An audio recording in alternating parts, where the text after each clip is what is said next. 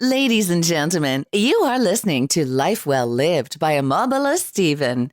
It's an engaging and enlightening talk show on life, relationships, and the business of life. Grab a cup of juice and just chill. Life Well Lived by Omobola Stephen. Live life. Live fully.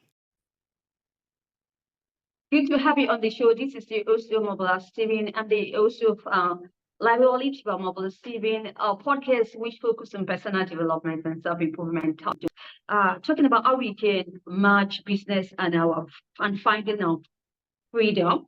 I have Richard Walsh, who is the CEO of Sharpen Coaching, a best-selling author speaker, and is also a podcast host, just as I am. Welcome to the show, Richard Walsh. Thank you, Omobola. I appreciate it. Great being here. Great to have you, Richard, on the show. I'd like us to begin the show with this question.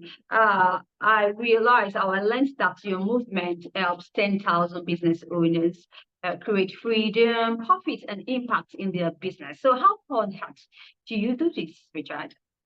So, well, it's one business at a time, really. You know, we have multiple coaches. Obviously, we work in multiple businesses, but it's what we want to do, Omobola, is what people have done in the past, the Industrial Revolution and everything else that brought us to this point was time for dollars. Everything is, I want you to work as much as possible and I want to pay you as little as possible, right? That's kind of been the mainstay of developing business for 120 plus years or longer, right? So we want to look at different business differently because most people get into business for themselves for freedom.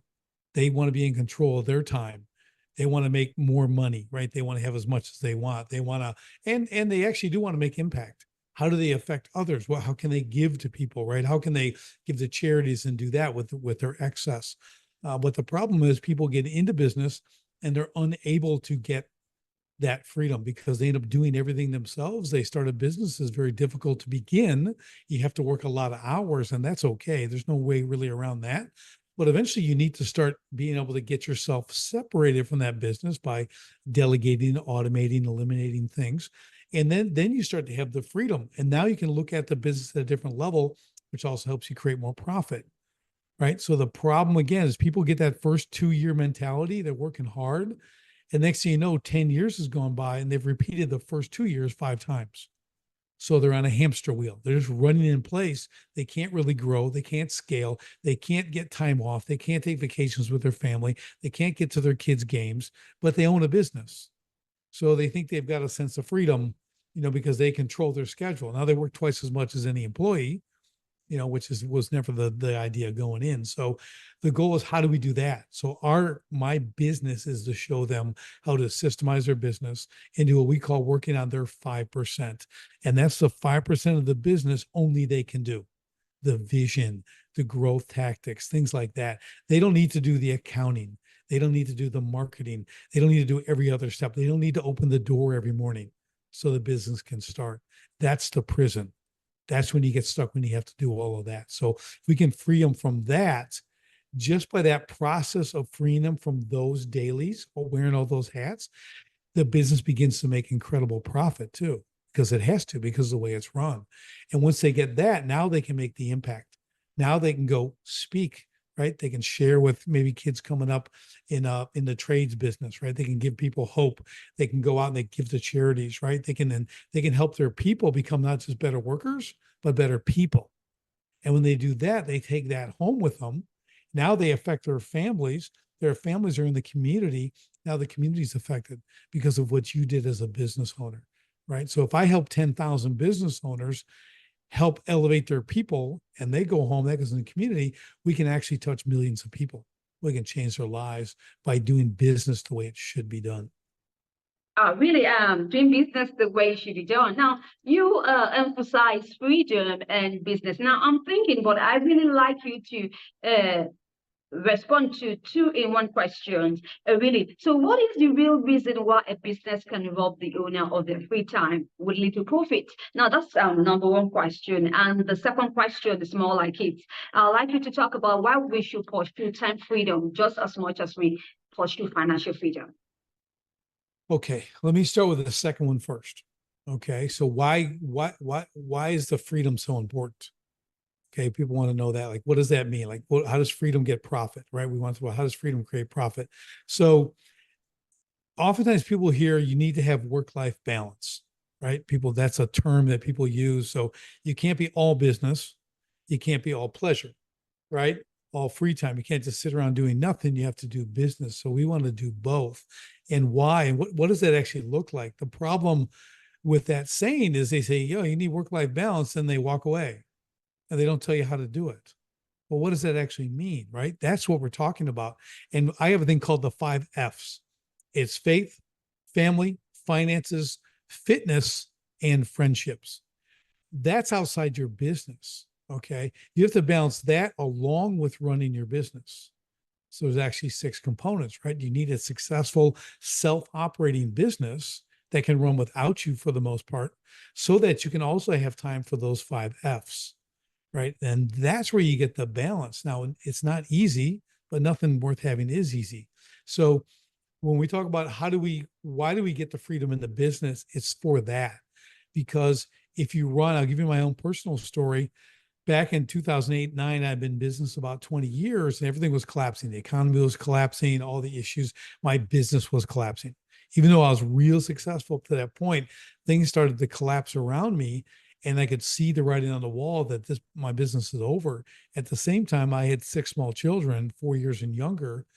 And what I realized was, everything to me was business first. I have to be successful, right? I have to win awards. I have to be number one. I have to, make more money. I have to drive.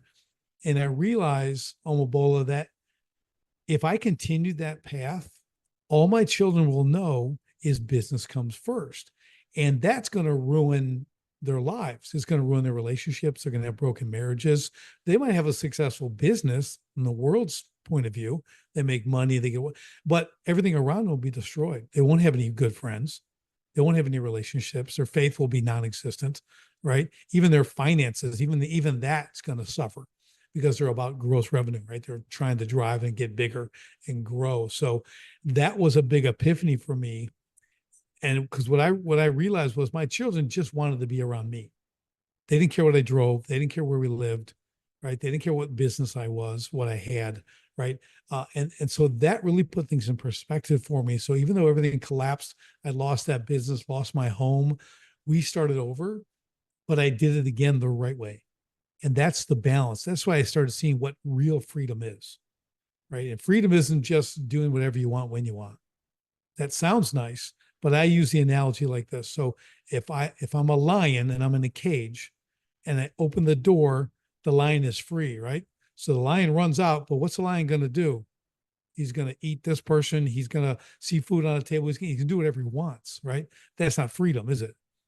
That's just being able to do whatever you want. So you're affecting others. So freedom really is tied into what we call liberty, right? And that's the responsibility of freedom, not to do everything that you can do because you're free, right? So there's restraint, and that corresponds with your business. I can grow massive, but is that really going to serve me and what my impact is going to be? Is that something that's going to be controllable, or is that going to drive me into another cage? Right. So we have to really start to understand what that means. And once we get that, we can drive using vision. We can have a vision-driven business to understand what the end is. So we start with the end in mind. So we want to be able to do that. And that, again, when you're able to do that, you have a sense of control and you have purpose and you have a roadmap, right? And that roadmap now enables you to get that freedom and or liberty and increase your profit. Right. So now you have a place for your money to go. You understand what that is because you have the time to think about that. Freedom's also your time. So I can always make more money. Okay. Money's replenishable. I can always make more money. But time, if I miss my son or my daughter's soccer game and they score a goal and they're all excited, the first goal ever, and they look in the stands, I'm not there, I can never get that back. I'll never see that first goal again, ever. That's never it's gone forever. Money, I can make more money tomorrow. So money's never our focus. Money becomes a byproduct to the freedom in building our business that way. Does that make sense? Really, it does make sense in some way. But some school of thought opines that if you don't give quality time to your business, it's going to suffer. So what do you say to this? So quality, and that's the point, is quality time, right? Quality time, not time, not busy time, not doing everything, just being busy or not even being productive. You're just doing things. Quality times means I'm going to build a system. I'm going to take a position. I'm going to lay out all its job functions. I'm going to say exactly all the things, what they actually do in this position. Then I'm going to do another column that says how we do all this. Then I have a third column that's the training on how to do it. Now we built a system. So if I have someone new come on board, they're instantly trained, following the system. They can get up to speed within a week on their job. Now they can work independently, right? If I do that with every position in my business, it doesn't require my time. I don't have to look over their shoulder. I have built-in accountability. So that's what systemization is. So we want to build that because that enables me to work on my 5%, right? The 5% only I can work on. It doesn't mean you never come back to your business and you ignore it. Obviously, you have to watch things, right? We're looking at profit and loss. We're looking at all this stuff, making sure our machine that we created is running properly. Just like you check the oil in your car and you put gas in your car, you still have to do things, right? There's still maintenance. You got to take it in, have it worked on, keeping it up to speed, right? The way it should be. So that's why you never neglect your business. What you do is you build it so it can take care of itself. That's what's important, because you can't be like a bicycle. You can't pedal constantly. And eventually you're going to have to glide, or you can take a break going downhill, or whatever that looks like. But we really need to understand, like, if the business relies on me, I'm in trouble. It can't rely 100% on me for everything. You get burned out. You can't grow. You can't scale. You lose all your time. So that's why the quality aspect of what you said, Omobola, is really important. You got to focus on quality and achieving these things. It's a lot of work right now for freedom in the very near future. So just put the time in, you get each section done, and then go from there. But really, for new entrants into the business, I'm talking about those who just launch out, talking about finding freedom as such on early stage of the business can quite challenging. And so at what point in the business or in a person's business should they begin to consider finding the freedom time? There is a strategy for this, okay? And it's called creating an exit strategy. This is beginning with the end in mind.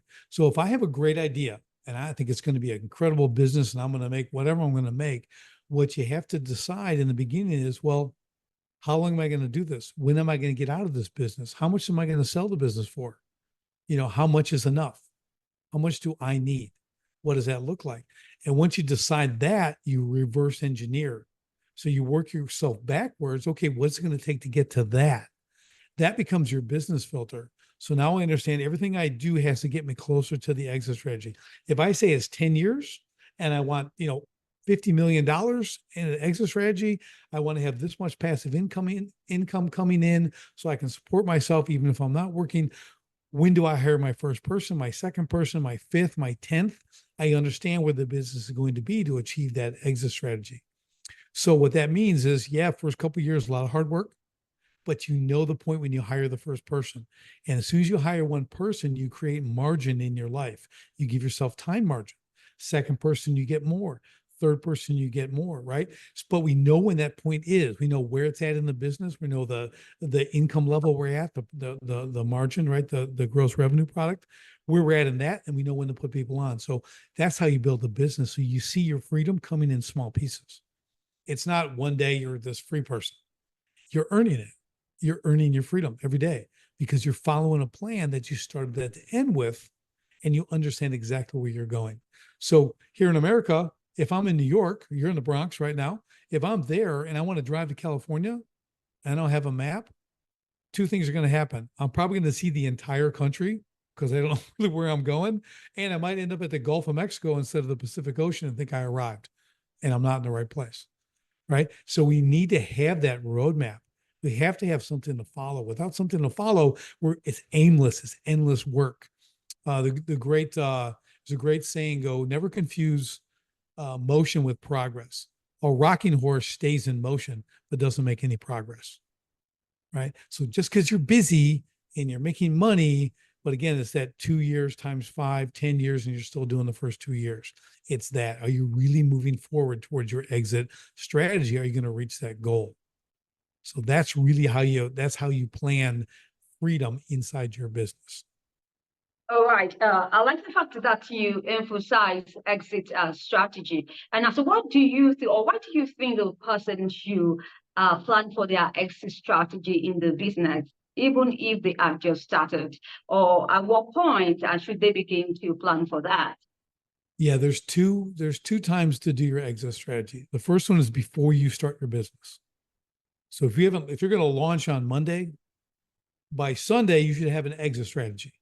Okay, you should understand how much is enough, just everything we talked about, where I'm going to go, what I wanted to do, and you got to start somewhere. So you have that. The second best time to do it is right now. So if you've been in business 10 years, right now, make an exit strategy. If you've been in business 5 years, you've been in business 20 years, if you don't have an exit strategy, you'll never be able to exit because you haven't built the value, you haven't built systemization, you haven't built a business that's attractive to buyers. Because if I want to go buy your business, well, I don't want to come in and like recreate it and fix everything and do all that. I want to come in and go, wow, Omobola's like never here, and this thing runs great. Oh, I hardly ever see her here, and that's good. And everything's going. They're doing really good. They're making great money. The profit margins are right. This is a well-run organization. So we negotiate a price. You want $5 million for it. We end up saying, okay, I'll give you $5 million.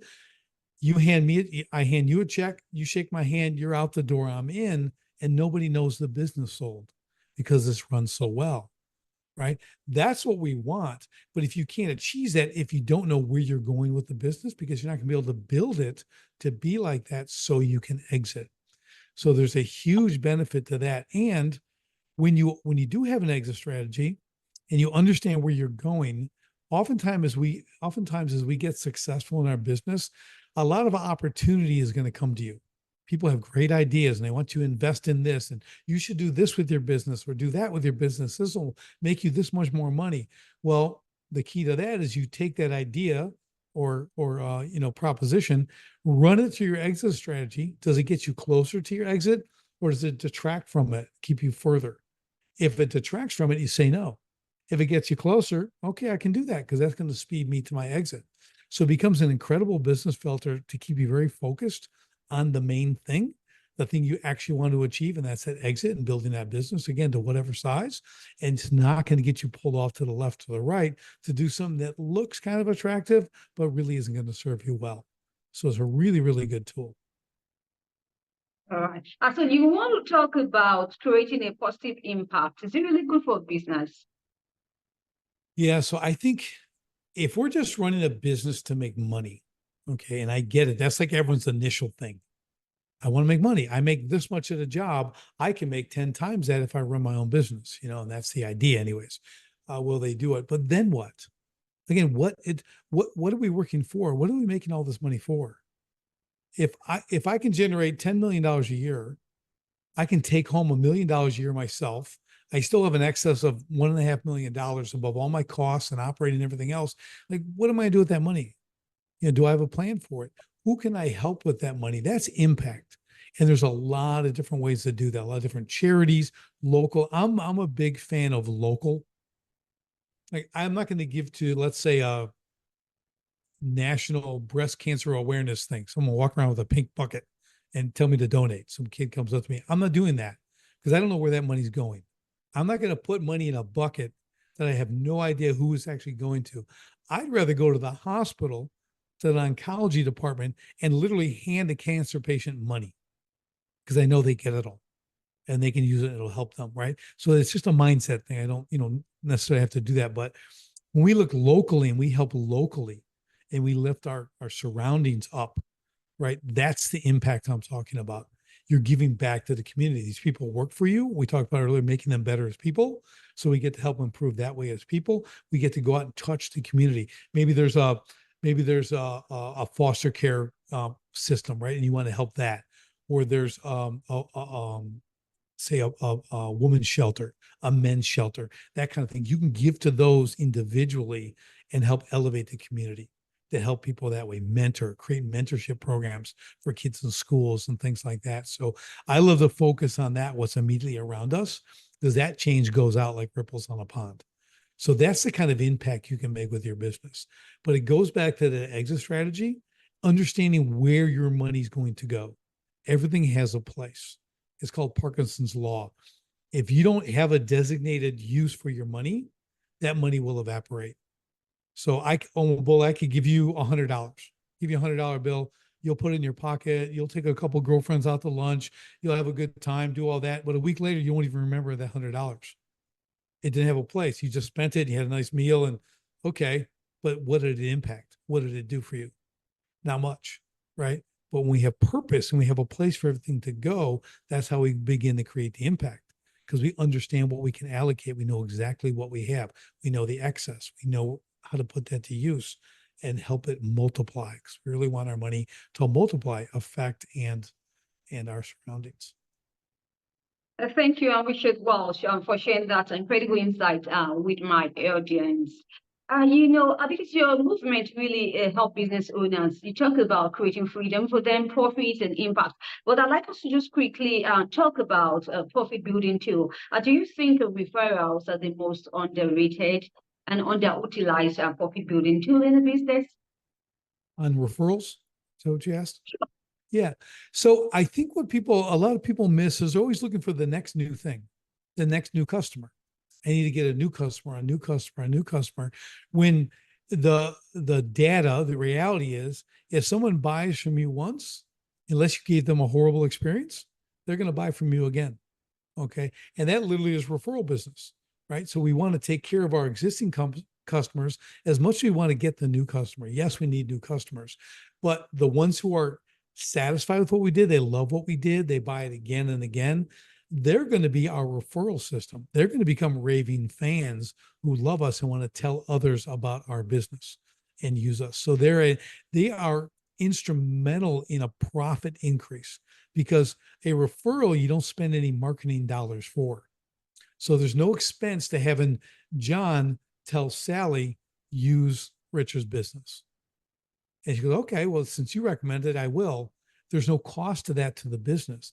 New customers, you have to pay marketing, right? Your cost, might be $50 to acquire a new customer. It might be $1,000, depending on your offering, right? So we want to make sure we understand there's nothing wrong with marketing, and that's one arm, but referrals, they're right there in front of you. And one customer, think of it this way. You go to a car dealer. I have 6 children, my wife and I. We both drive cars. Now all 5 of my 6 children drive cars. Okay. So to a car dealer, I buy a new car every 3 years, every 3.5 years. So does my wife. They're $60,000 to $80,000 a car, $100,000 a car. Okay. So every 3 years, that's almost $200,000. Plus my children will become customers. They'll buy cars. So think of lifetime profitable value over the next 20 to 30 years. I'm worth multiple 7 figures to that car dealer if he takes care of me, if I want to come back and do business with them again. But if they ignore me, don't even give me a free oil change or anything, well, I can go to any dealer and get a car. Why would I create loyalty to this? But literally my family is worth multiple 7 figures to that dealership. And I'm one family. Imagine you have 1,000 families, 10,000 families. Look at the income. Now, when you want to sell that business and you go, here's my lifetime profitable value. Here's my list of customers who have bought from me multiple times. They've already spent $900,000 with me over the last 10 years. Okay. That's worth a lot to sell to someone, because they know they're going to continue to buy, because you've got a system that keeps them, right?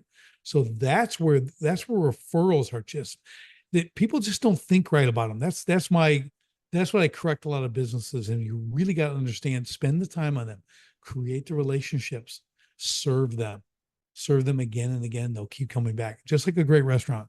You go back because the service is great, the food's great, the ambiance is great. They've created an environment where you want to go to because it brings you joy, right? It makes you happy. The food, you just have an incredible experience. You're worth a lot of money to that restaurant over the next 5, 10, 15 years. You're dropping $100, $200, $300 every time you go there 2-3 times a month. Well, that's a lot of income. And then you have 5,000 people who do that. that's amazing. So that's really how the referral system should be thought about when you're implementing it into your business. Richard, my audience is looking forward to learning of any projects you have in the pipeline, which you think is going to be beneficial or exciting to them. This is just the right time for you to share that with them. Yeah. So I think what's really exciting, I think, in business is your ability to help people, right? So anyone who work, and not just the people who work for you. So you can help them. Again, you can help the community, you can help people around you. You can build a business for yourself that gives you freedom, profit, and impact. You can do these things. You can go from working 80 hours a week in your business and get it down to 10 to 20. And that's a huge difference. That's freedom. So you're talking, you pop in 2 hours a day. 2 hours a day on your business, a business that's self-running, right? Maybe 3 hours a day, 5 days a week. There's a lot of freedom in that. Now you can spend all the time you want with kids and grandkids. You can make the impacts you want. You can help others, right? So there's a lot of joy in that.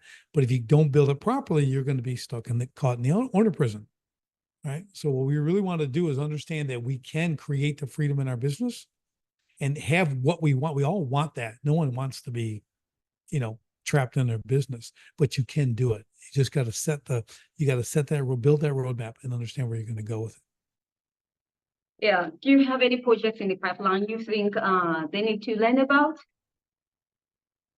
Wow.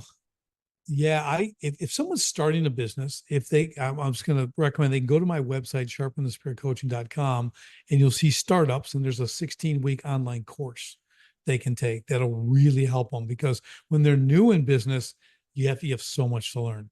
It's really, really difficult. 97% of all new businesses fail within the first 5 years. So you really got to get a good start, because you're excited, you want to get going, but you don't know what to do. You just have an idea and you can do it and you have the enthusiasm, but you need that direction. So that's one thing I can offer to them for sure. Just like Escape the Owner Prison, my book, will be another great tool. So don't just learn, don't just read, you have to do. So take your knowledge and apply it into your business. If getting a coach is a great thing, get a coach, depending on where you're at in your business, where they can help you avoid costly mistakes, right? Bad decisions, things like that are going to really hurt your business. And you can compress time and move forward a lot quicker. Okay. Build your network. Find other business owners. Talk to people who have been where you want to go, because they're going to help you a lot too. So those are a few things you can do. Thank you once again, Richard Walsh. You're the CEO of Sharpen the Spear Coaching. You're a best-selling author, speaker, and also a podcaster. We've been tremendously inspired and transformed with your insight.